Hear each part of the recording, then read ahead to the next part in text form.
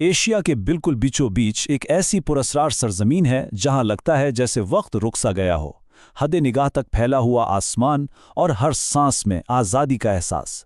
آج کے اس تفصیلی جائزے میں ہم منگولیا کی بات کر رہے ہیں۔ یہ دنیا کے ان خطوں میں سے ایک ہے جہاں آبادی سب سے کم ہے، لیکن اس کی تاریخ، ثقافت اور بقا کی کہانی اتنی ہی زیادہ شاندار ہے۔ اب ذرا یہاں کے ماحول کی سختی کا تصور کریں۔ سردیوں میں درجہ حرارت -40 ڈگری سینٹی گریڈ تک گر جاتا ہے۔ جی ہاں، -40۔ یہ کوئی معمولی ہنسا نہیں ہے، بلکہ یہ اس بات کا ثبوت ہے کہ یہاں زندہ رہنے کے لیے کتنا سخت جان اور مضبوط ہونا پڑتا ہے۔ یہ شدید سردی ہی اس زمین اور یہاں کے لوگوں کے مزاج کو طے کرتی ہے۔ ٹھیک ہے، تو آئیے جلدی سے دیکھتے ہیں کہ ہم اس سفر میں کون سی چیزوں کا احاطہ کریں گے۔ ہم منگولیا کے جغرافیہ، خانہ بدوشوں اور ان کے گھوڑوں، ایک عظیم سلطنت کے عروج، ثقافت، جدید معیشت اور آخر میں ان چیلنجز پر بات کریں گے جو آج اس خطے کے سامنے ہیں۔ لیکن آگے بڑھنے سے پہلے ذہن میں ایک بہت ہی زبردست سوال آتا ہے۔ دنیا کی اتنی کم آبادی والی جگہ نے آخر تاریخ میں دنیا کے اتنے بڑے حصے پر حکمرانی کیسے کر لی؟ اس کا جواب جاننے کے لیے ہمیں یہاں کے سخت ماحول اور لوگوں کی ناقابل یقین قوتیں برداشت کو سمجھنا ہوگا۔ تو آئیے سب سے پہلے منگولیا کی جغرافیے پر نظر ڈالتے ہیں۔ یہ وسیع و عریض ملک شمال میں روس اور جنوب میں چین جیسے دو بڑے پڑوسیوں کے درمیان گھرا ہوا ہے، اور اس کے جغرافیائی تضادات بالکل حیران کن۔ ایک طرف حد نگاہ تک پھیلے ہوئے سرسبز گھاس کے میدان ہیں جنہیں سٹیپ کہا جاتا ہے، دوسری طرف مشہور زمانہ گوبی صحرا ہے جہاں دن کی جھلسا دینے والی گرمی اور رات کی جمتی ہوئی سردی بقا کا سخت امتحان لیتی ہے، اور پھر مغرب میں اونچے پہاڑ اور گھنے جنگلات ہیں۔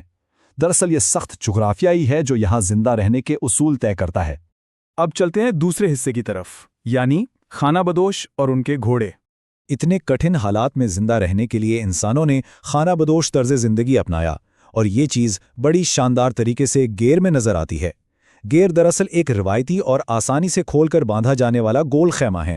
یہ خیمے دیکھنے میں سادہ لیکن اتنے مضبوط ہوتے ہیں کہ خانہ بدوش اپنے اونٹوں، بھیڑوں اور بکریوں کے ساتھ سفر کرتے ہوئے انہیں بآسانی ساتھ لے جا سکتے ہیں۔ یہ فطرت کے ساتھ مل جل کر رہنے کی ایک بہترین عملی مثال ہے۔ اب یہاں جو بات واقعی حیران کن ہے وہ یہ ہے کہ منگولیا کو گھوڑوں کی سرزمین کیوں کہا جاتا ہے؟ وہ اس لیے کیونکہ یہاں انسانوں سے زیادہ تو گھوڑوں کی تعداد ہے۔ بالکل سچ، گھوڑے روزمرہ کی زندگی اور سفر کا ایسا لازمی حصہ ہیں کہ یہاں بچے چلنا بعد میں اور گھڑ سواری کرنا پہلے سیکھ جاتے ہیں۔ تیسرا حصہ، ایک سلطنت کا عروج۔ 13ویں صدی وہ وقت تھا جب ان میدانوں سے ایک ایسی طاقت ابھری جس نے تاریخ بدل دی۔ 12ویں صدی تک یہ خطہ بکھرے ہوئے قبیلوں میں بٹا ہوا تھا، لیکن پھر 13ویں صدی میں چنگیز خان نے ان سب کو ایک جھنڈے تلے اکٹھا کر دیا، اور دیکھتے ہی دیکھتے 13ویں اور 14ویں صدی کے دوران یہ اتحاد ایک ایسی سلطنت میں بدل گیا جو ایشیا سے لے کر یورپ تک پھیلی ہوئی تھی۔ یہ تاریخ کی سب سے بڑی زمینی سلطنت تھی۔ تو یہاں اہم نکتہ یہ ہے کہ آخر اس زبردست تاریخی کامیابی کی وجہ کیا تھی؟ اس کی سیدھی سی وجہ منگول فوج کا بے پناہ نظم و ضبط، ان کی شاندار جنگی حکمت عملی اور سب سے بڑھ کر ان کی انتہائی تیز رفتار گھڑ سوار فوج تھی۔ اسی بڑک رفتاری اور ڈسپلن نے انہیں ناقابل تسخیر بنا دیا تھا۔ چوتھا حصہ، جہاں ہم بات کریں گے ثقافت، تہوار اور خوراک کی۔ صدیوں پرانی وہ خانہ بدوش ثقافت آج بھی پوری طرح زندہ اور متحرک ہے، اور نادم تہوار اس کا سب سے بڑا ثبوت ہے۔ یہ تہوار بنیادی طور پر 3 اہم کھیلوں پر مشتمل ہے: گھڑ دوڑ، روایتی کشتی اور تیر اندازی۔ یہ محض کھیل نہیں ہے، یہ دراصل منگول تشخص، ان کی بہادری اور مہارت کی حتمی علامت ہیں جنہیں آج بھی پورے جوش و خروش سے منایا جاتا ہے۔ اب ظاہر ہے اتنے سخت ماحول اور جسمانی مشقت کے لیے ایک طاقتور خوراک کا ہونا بھی تو ضروری ہے نا۔ یہاں کی خوراک میں گوشت اور دودھ کا بہت زیادہ استعمال ہوتا ہے، خاص طور پر بھوز، جو کہ بھیڑ یا بکرے کے گوشت سے بھرے ہوئے روایتی ڈمپلنگز ہیں۔ یہ وہ ضروری توانائی فراہم کرتے ہیں جو اس سخت سردی کا مقابلہ کرنے کے لیے بالکل ناگزیر ہیں۔ 5واں حصہ، جدید زندگی اور معیشت۔ اب ذرا پرانی روایات سے نکل کر آج کے دور میں آتے ہیں۔ جدید شہرکاری نے اس سرزمین کو بھی بدل دیا ہے، اور دارالحکومت اولان باتار اس کی سب سے بڑی مثال ہے۔ ایک طرف قدیم خیموں والی خانہ بدوش زندگی ہے، تو دوسری طرف یہ جدید شہر جو ملک کی سیاست، معیشت اور تعلیم کا مرکز ہے۔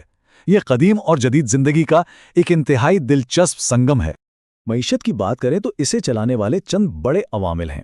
ایک طرف معدنیات ہیں جیسے کوئلہ، سونا اور تانبا، دوسری طرف روایتی مویشی پالنے کا شعبہ اور پڑوسی ملک چین کے ساتھ ہونے والی زبردست تجارت۔ پرانی روایات اور آج کی ماڈرن اکانومی یہاں ایک ساتھ کندھے سے کندھا ملا کر چل رہی ہیں۔ چھٹا اور آخری حصہ، مستقبل کے چیلنجز۔ آج منگولیا کو کچھ انتہائی سنگین چیلنجز کا سامنا ہے۔ شدید اور بدلتے ہوئے موسمی حالات، شہر اور گاؤں کے درمیان تیزی سے بڑھتا ہوا فرق، اور سب سے بڑھ کر ماحولیاتی تبدیلیاں۔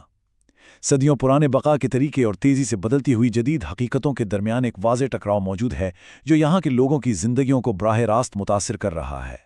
اس پورے سفر اور اس خطے کی ناقابل تسخیر روح کو سمجھنے کے بعد آخر میں ایک بہت ہی فکر انگیز سوال پیدا ہوتا ہے۔ جیسے جیسے موسم اور معیشت میں اتنی بڑی تبدیلیاں آ رہی ہیں، کیا خانہ بدوشوں کے ان میدانوں کی قدیم روح آج کے اس ماڈرن دور میں اپنی بقا برقرار رکھ سکے گی؟ یہ ایک ایسا سوال ہے جو واقعی سوچنے پر مجبور کر دیتا ہے کہ فطرت اور انسان کا یہ گہرا رشتہ آگے کیا رخ اختیار کرے گا۔